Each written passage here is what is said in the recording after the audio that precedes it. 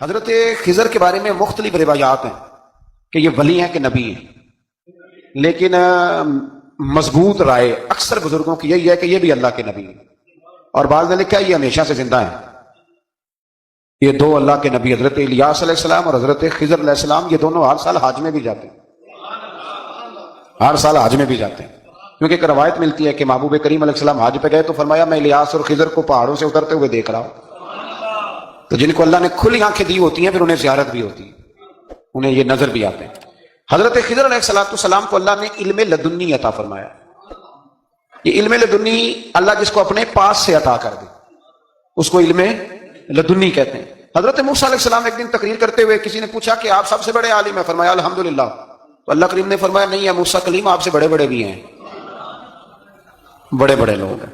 ہمارے یہاں مسئلہ ہے پا نہ پڑی اور لوگ مناظرہ کرنے آتے ہیں، کئی دفعہ لوگ نا مسئلہ بتاتے ہیں تو میں کہتا ہوں جناب آپ نے بتا دیا کہ اب آپ نے حکم کرنا ہے، اب آپ نے حکم کرنا ہے۔ کبھی کبھی کچھ لوگ ایسی باتیں کرتے ہیں وہ جی آپ ایک بندے کا نام لیتے ہیں ذکر کرتے ہیں، تو میں نے کہا چلو ہم نے بھی کہیں کچھ پڑھا ہی ہوگا نا تبھی تو ذکر کرتے ہیں، لیکن جو آتے ہیں نا لوگ وہ مشورہ تمہارے دور میں ہے ہی نہیں، جس نے جو لائن پڑھ لی ہے وہ اس میں پکا ہو گیا، سارا نہیں نہ پڑھا، سارا پڑھے پھر بات سمجھ میں آتی ہے۔ حضرت موسیٰ کلیم اللہ کے نبی ہیں اور کیا بات ہے ان کی، اور یہ بھی اللہ کا فضل ہوا حضرت موسیٰ نے یہ بات کی تبھی تو ہمیں اتنی شاندار حکمتوں کے پھول ملے، یہ بھی حضرت موسیٰ کا ہی کمال ہے۔ تو حضرت موسیٰ نے کہا کہ اے اللہ وہ جو مجھ سے بڑا ہے عالم ہے وہ کہاں ملے گا جس سے میں حکمت کی بات سیکھوں؟ تو فرمایا جہاں مجمع البحرین ہے نا، دو دریا ملتے ہیں وہاں وہ ملے گا۔ حضرت موسیٰ کلیم سے اللہ نے فرمایا کہ جاؤ جہاں دو دریا ملیں گے نا وہاں تمہیں وہ شخص ملے گا۔ تو یا اللہ میں کس طرح؟ فرمایا زادرہ ساتھ لے جاؤ، کھانے پینے کا سامان۔ حضرت موسیٰ کلیم لے گئے، مچھلی بھی لے گئے۔ فرمایا یہ مچھلی جہاں تمہارے برتن سے نکل کے دریا میں داخل ہو وہاں دریا میں شگاف پڑ جائے گا، وہاں وہ تمہیں شخص ملے گا۔ حضرت موسیٰ نے اپنے خادم حضرت یوشع بن نون علیہ السلام کو بھی ساتھ لیا۔ یہ بعد میں حضرت موسیٰ علیہ السلام کے جانشین ہوئے۔ یہ دونوں سفر پہ نکل گئے، ایک جگہ پہ پہنچے جہاں پہاڑ تھا، ساتھ دریا بھی تھا، اس کے نیچے آرام کرنے لگے۔ حضرت موسیٰ کلیم سو گئے تو یوشع بن نون علیہ السلام موجود تھے، مچھلی جھٹ سے نکلی دریا میں داخل ہو گئی، وہاں راستہ بھی بن گیا۔ اب اٹھے حضرت موسیٰ کلیم، جب اٹھے تو فرمایا چلو چلیں، تھوڑا آگے جا کے فرمایا بھوک لگ رہی ہے کھانا تو نکالو۔ انہیں یاد آیا، کہنے لگے ادھر مچھلی تو دریا میں چلی گئی تھی۔ فرمایا تو نے بتایا نہیں، وہی تو ہماری منزل تھی جہاں مچھلی دریا میں گئی۔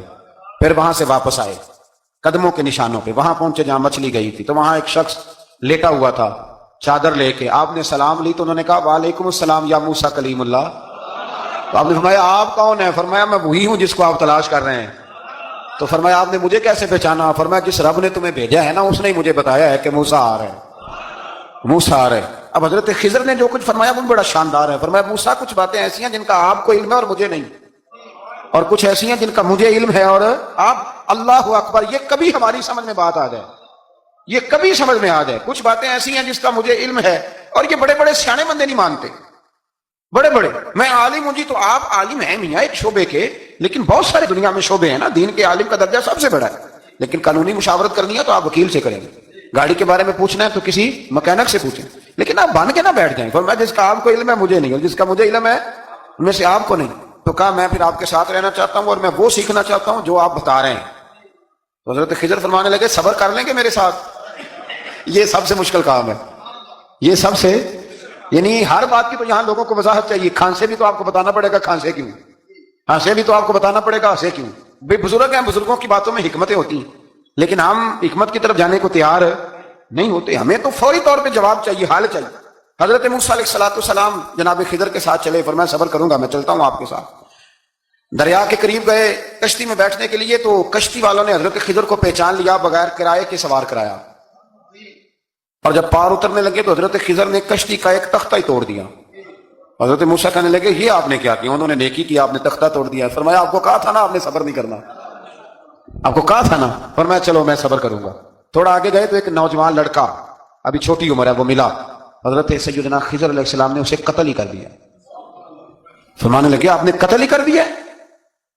ایک قرآن مجید ہے بھائی، میں کبھی کبھی سوچتا ہوں یہ ہم کسی درویش کی بات سناتے تو بندے اڑ جاتے، فتوے نکلتے کہ نہ نکلتے؟ میرا خیال ہے ہر مسجد سے نکلتے، اور فتوے ایک ایک جتنے مسجد میں نمازی ہوتے سب کے ہاتھوں میں فتوے ہوتے۔ قتل کر دیا، قتل ہی ہو گیا بندہ۔ تو حضرت سیدنا موسیٰ علیہ السلام فرمانے لگے آپ نے قتل ہی کر دیا۔ فرمایا میں نے کہا تھا نا آپ نے صبر نہیں کرنا۔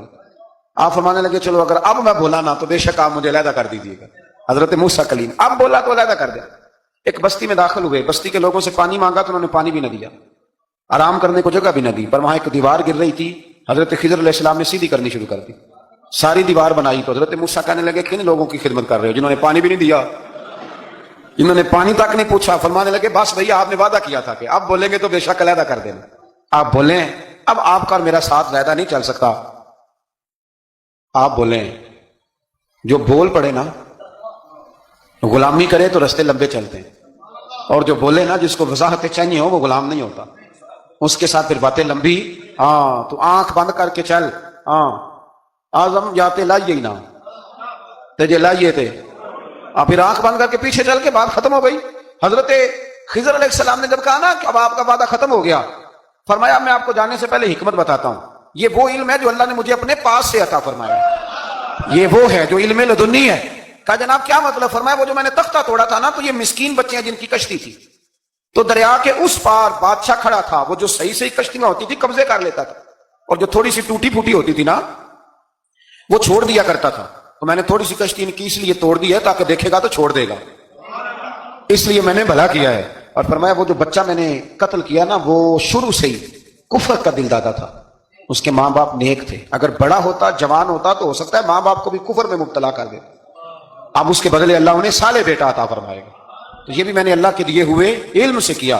اور فرمایا یہ جو دیوار میں نے نبی ہو کے یا ولی ہو کے مزدوری کر کے دیوار بنائی ہے نا، اللہ اکبر، فرمایا یہ دیوار عام لوگوں کی نہیں، یہ یتیم بچوں کا خزانہ ہے دیوار کے نیچے، یہ گر جاتی تو خزانہ ظاہر ہو جاتا، اور بچائی اس لیے ہے کہ وکانا ابوہما صالحا، ان بچوں کا باپ نیک آدمی تھا، ان کا باپ، قاضی ثناء اللہ صاحب پانی پتی فرماتے ہیں ڈائریکٹ باپ نہیں تھا، 7ویں نسل میں جا کے باپ بنتا تھا۔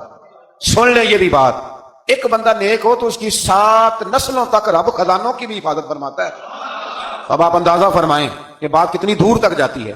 بزرگوں کی باتوں میں نا حکمتیں ہوتی ہیں، دانائیاں ہوتی ہیں۔ یہ طریقت کے جو لوگ ہوتے ہیں انہیں سبق یہ دیا جاتا ہے کہ آمنا و صدقنا، ماننا ہے اور تصدیق کرنی۔